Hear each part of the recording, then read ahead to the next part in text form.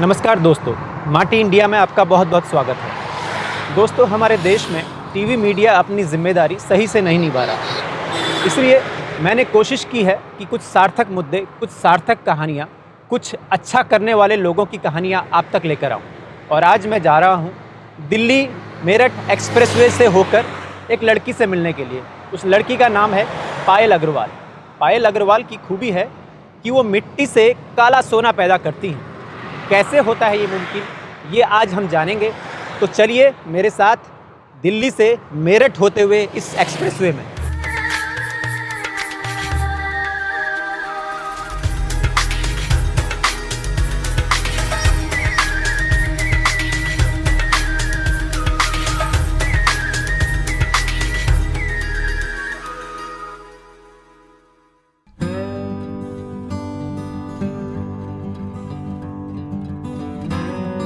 काले सोने की खोज में माटी इंडिया की टीम सुबह सुबह मेरठ दिल्ली एक्सप्रेस होते हुए मेरठ के दत्तावली गांव पहुंच गई। यहां खेत पर पराली की ओट में छिपे कई बड़े बड़े मिट्टी के बेड नजर आए। यहां काम कर रहे मजदूरों से बात की तो पता चला यही है ब्लैक गोल्ड यानी काला सोना, यानी जमीन की सबसे सच्ची दोस्त केंचुआ खाद, जिसके काम से जुड़ी है एक पढ़ी लिखी लड़की पायल अग्रवाल।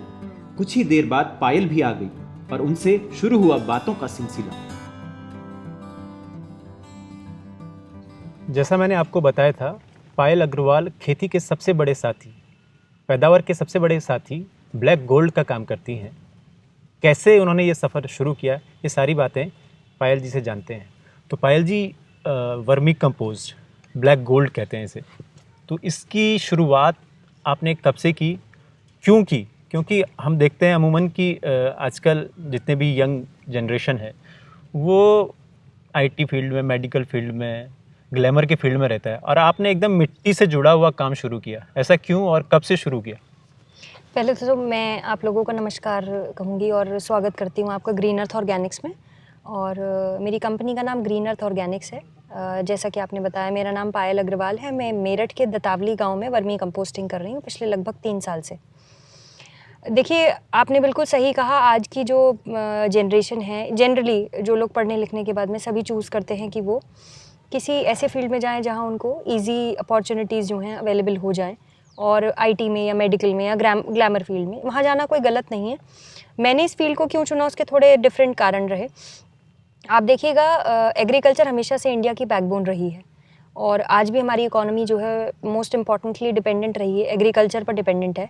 और मुझे ऐसा लगता है कि ये सेक्टर काफ़ी ज़्यादा अपॉर्चुनिटी मतलब इस सेक्टर में है, और साथ ही अपॉर्चुनिटीज़ के साथ साथ यहाँ पे एंडलेस काम किया जा सकता है, और अभी उतना कंपटीशन भी नहीं है।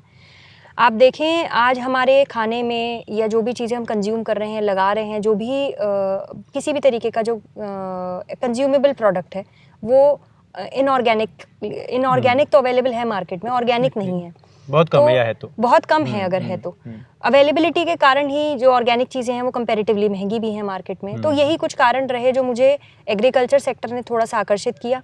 Y vermicomposting? तो उसका कारण ये था, हमारे शहर में काफ़ी डेयरियाँ हैं, यहाँ गोबर फेंका जा रहा था, और मुझे कम पैसों में काम शुरू करना था।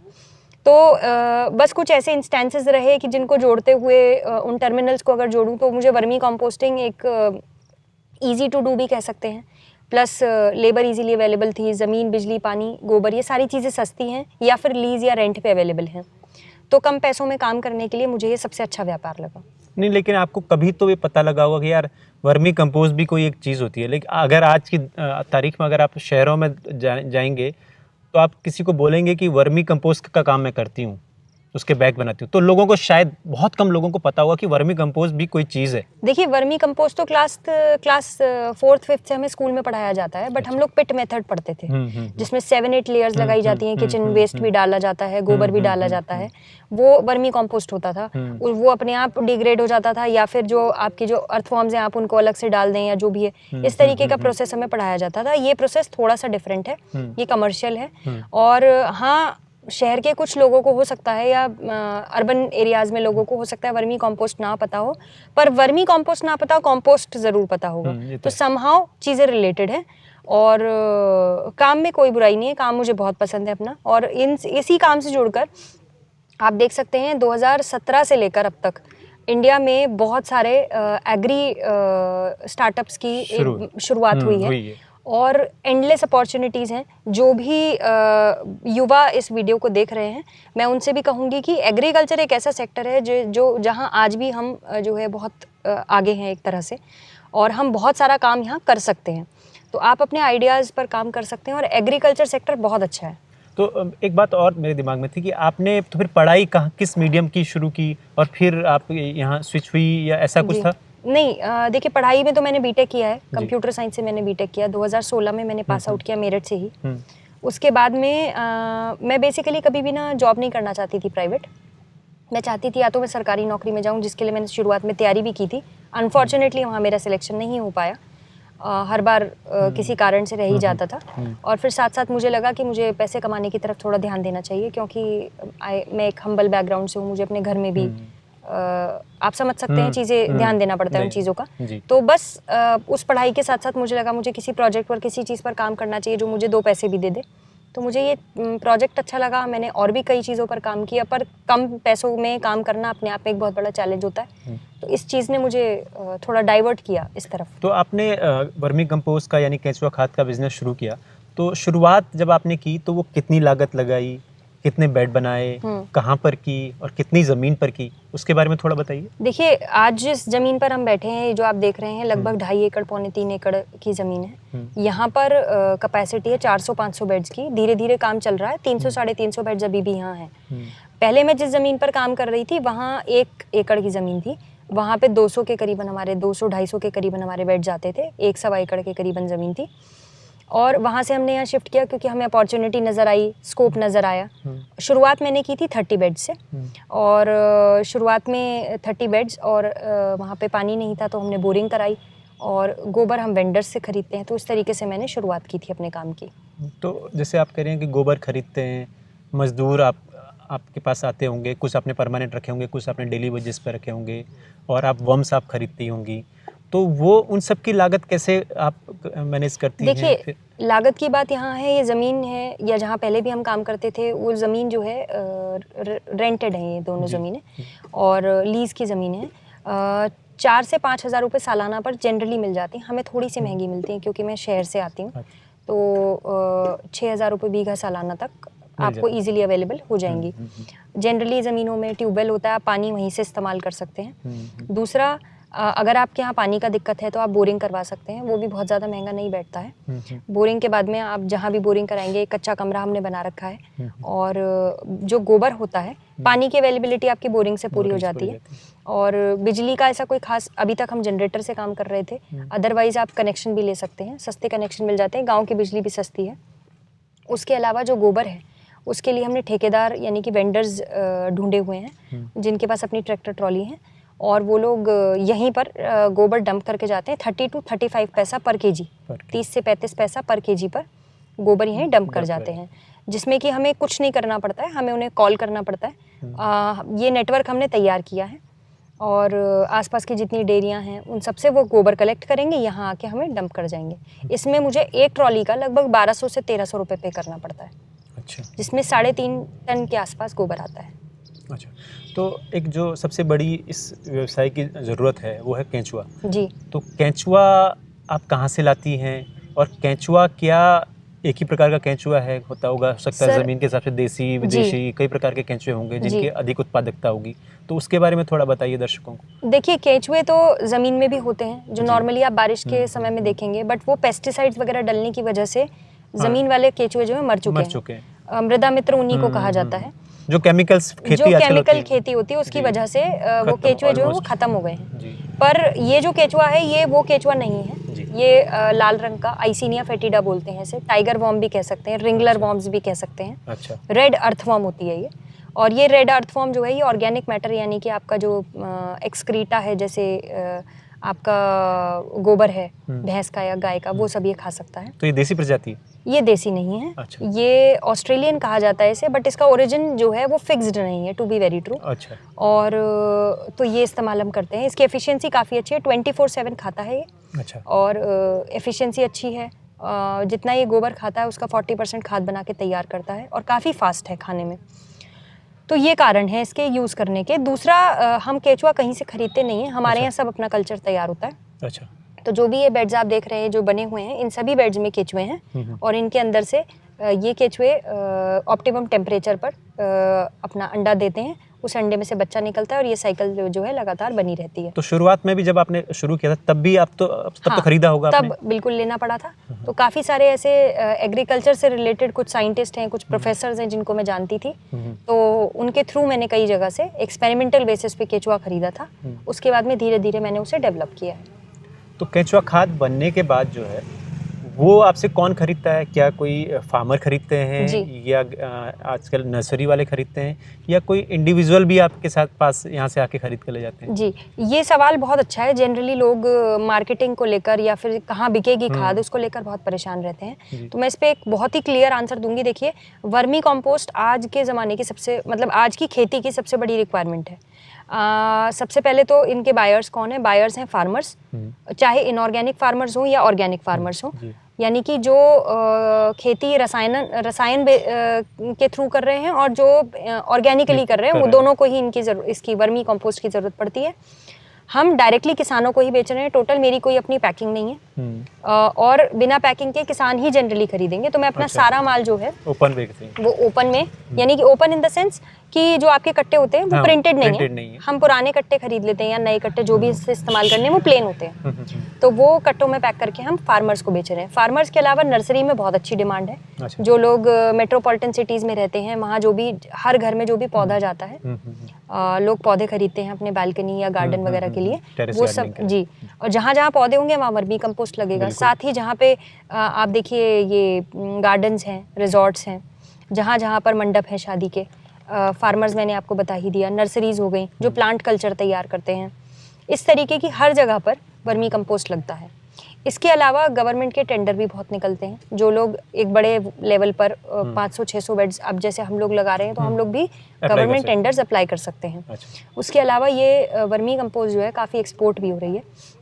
मेट्रोपॉलिटन सिटीज़ में सब घरों में लोगों को जो है कंक्रीट के जंगल बनते जा रहे हैं। दिल्ली, नोएडा, गुड़गांव आप कहीं भी देख लीजिए, तो लोग अपने घरों में गार्डन्स मेंटेन करना या फिर अपने बालकनी में पौधे रखना बहुत पसंद करते हैं। जहाँ पे भी ऐसा होगा तो वहाँ वर्मी कंपोस्ट की रिक्वायरमेंट है। तो वो लोग आपसे संपर्क करते हैं या आपने कोई ऐसे वेबसाइट डिज़ाइन की है कि लोग वहाँ आके आपसे अप्रोच करते हैं? देखिए, मुझे काम करते हुए क्योंकि काफ़ी समय हो गया है, तो लिंकअप से बिजनेस मिला है मुझे। अच्छा। मतलब रेफरेंसेस से बहुत बिजनेस मिला है। बिजनेस आपका? हाँ जी, बहुत बिजनेस मुझे रेफरेंसेस से मिला है, specially in case of farmer. अच्छा। किसानों के क्षेत्र में मुझे बहुत ज़्यादा बिजनेस फार्मर्स से मिला है। आज जब आप अच्छा प्रोडक्ट बनाएंगे, बेचेंगे, तो नेक्स्ट टाइम फार्मर आपका रेगुलर कस्टमर है। उनको साल में 1 बार 2 बार ज़रूरत पड़ती ही पड़ती है।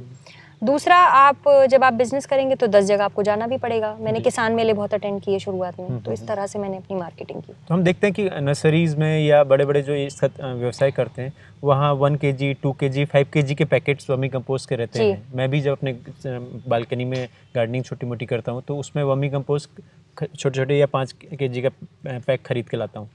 तो आपने कभी नहीं सोचा कि इस तरीके से भी एक स्मॉल स्केल पे छोटे छोटे बना के पैकेट्स? देखिए, मेरे एंड पे कभी भी ना बचा नहीं कुछ, यानी कि जितना भी माल मैंने बनाया उतना मेरा जाता गया। अच्छा। तो पहली बात तो आपकी बात बिल्कुल सही है कि जो छोटी पैकिंग है या जो उस तरीके का जो मार्केट है उसको भी टारगेट किया जाए।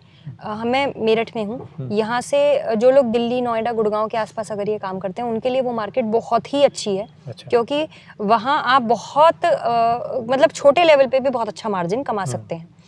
हम लोग 5 किलो की पैकिंग अभी बहुत जल्दी शुरू कर रहे हैं, तो उस चीज़ पर मैंने काम किया है, पर अभी तक नहीं किया था। अच्छा। और अभी तक मैं सारा माल अपना किसानों को ही बेच रही थी।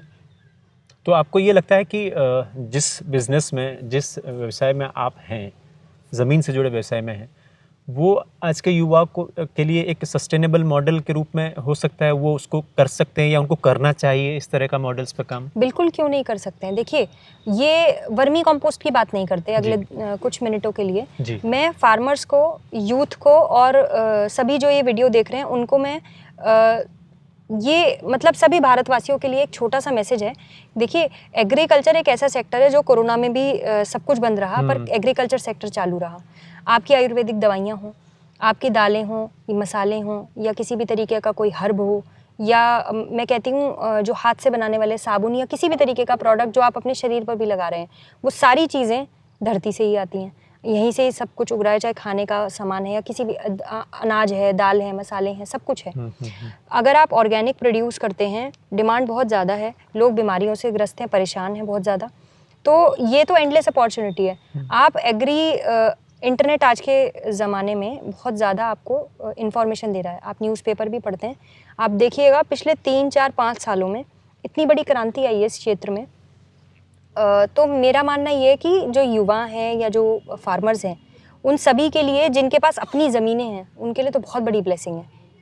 अच्छा, तो आप युवाओं के लिए या किसानों के लिए अपने इस फार्म में या इस जहाँ आपका बैठ का काम है, यहाँ कभी कोई ट्रेनिंग सेशन या इस तरह की कोई चीज़ कभी दी है या देती है, या ऐसा कोई प्लान किया है आपने कभी? देखिए, मेरा अपना एक चैनल भी मैंने बनाया है, और वो इसीलिए बनाया था कि ताकि जो वीडियोस हम बनाते हैं उसके थ्रू लोगों को ट्रेनिंग मिल सके, जो भी दूर दूर बैठे हुए हैं, जो नहीं आ सकते हैं। आप आना चाहें, मोस्ट वेलकम, आप कॉल कर लीजिए, और जो भी यहाँ आना चाहते हैं हम उनको एक छोटी सी training free of cost provide करते हैं। कोई ट्रेनिंग चार्जेस कहीं पर भी ना तो आपको कभी पे करने हैं, ना ही हैं हमारे यहाँ पर।